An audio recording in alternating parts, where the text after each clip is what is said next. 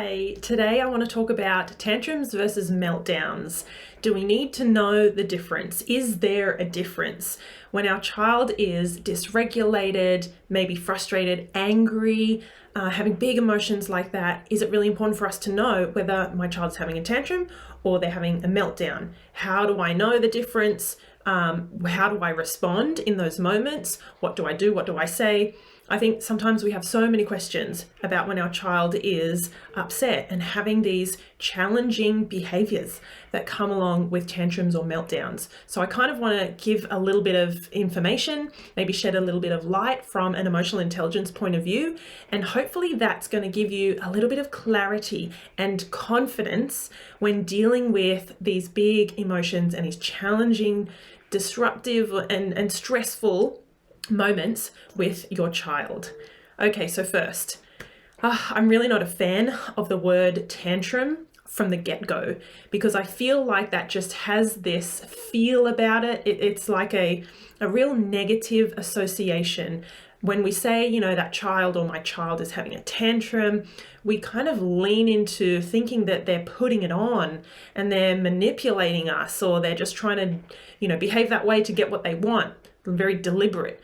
And what that does is help us only to lean in to being triggered, uncaring and unhelpful, maybe detach or ignore our child's needs and their emotions, and also lean into punishment, using punitive measures to try and stop that silly behavior.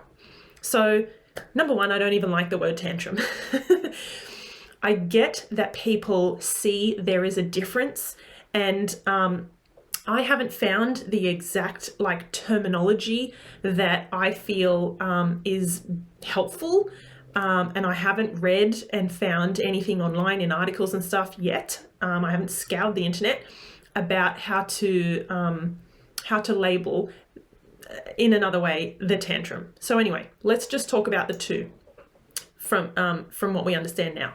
So if we want to call our child's deliberate, thoughtful, maybe intentional behavior as doing the wrong thing, being defiant, not doing what they're supposed to be or what we've asked, and not cooperating, and they are in a relatively calm, regulated state, i.e. that the rational, logical part of their brain is switched on, so it feels like they are intentionally and thoughtfully saying no or ignoring or doing what we've asked them not to, right? Maybe they sneak a cookie from the kitchen when we've told them not to, or they take a toy, take all the markers from their sibling so that they have them all and their sibling doesn't. Deciding to get up off the breakfast bar and push away the homework and say, no, not doing it. I hate this. So what I'm trying to describe here is when our child this is the key thing, they are calm, as in their nervous system and their body and their tone of voice and their facial expression, perhaps, all of those other biomarkers, all those other signals say that our child is regulated and they are thinking about this and they are intentionally or thoughtfully not doing the thing that we've asked them to do. Get in the bath, whatever, all those examples, right? So in those moments, we can tell that our child is able to have a reasonable conversation or explain, why they're not doing something. We're able to connect with them and they will maybe hear us. They're listening. Maybe we can problem solve and negotiate. That stuff, there's still an ability to do that there. So this is more a calmer, thoughtful, defiant behavior. Okay, I hope that makes sense so far. On the flip side, when we talk about a meltdown, this is so far different from a tantrum, a thoughtful, deliberate, I'm not doing it, or you cannot make me, that real stick in the mud, strong-willed. This is different because in a meltdown, first thing is that our child's body will appear very dysregulated. And what I mean by that is their body, their arms, their legs. You will see them flailing around, lashing out, maybe lashing out vocally, like shouting and yelling. So really heightened, a lot of emotion there. I'm doing some of these movements now, like I'm mirroring it, that the eye contact, will disengage and they will look off. They won't be connected with you.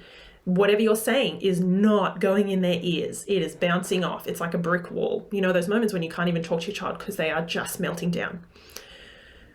They may be physically lashing out. Their heart, I know that we can't see through their chest, but their heart will be racing. Their breathing is increased very fast. So you will be able to notice that. You can see their muscles are tense. There's tension there. Again, you can't connect with them. And just lots of these, what we call biomarkers, to indicate that my child is so far off the charts, not grounded, not here, not rational, not having that logical thinking. We're unable to have a conversation with them. We've lost them, basically. They are that heightened. That's a meltdown.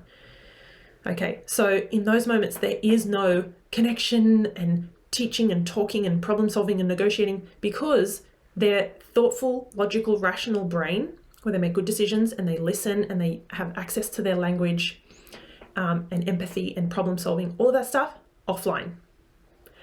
Right? So I'm not saying we give in to whatever they want. We say, fine, have it, okay. No, we still hold our boundaries. Okay? We still say, we cannot go there. It's closed, or you cannot have another one. That's enough. You can't have any more, or I won't let you use that pen in that way, or that toy. It's dangerous, so I'll take it. So there are still boundaries, of course, when our child is melting down.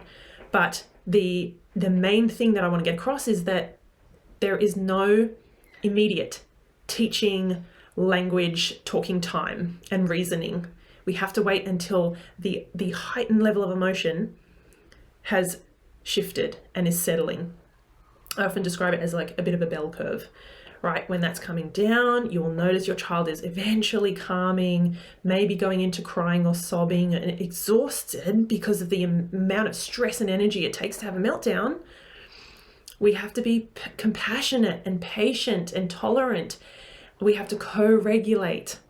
I've got more videos and articles on what that is, co-regulate with our child. So help them to calm back down so that their energy and their nervous system is regulated.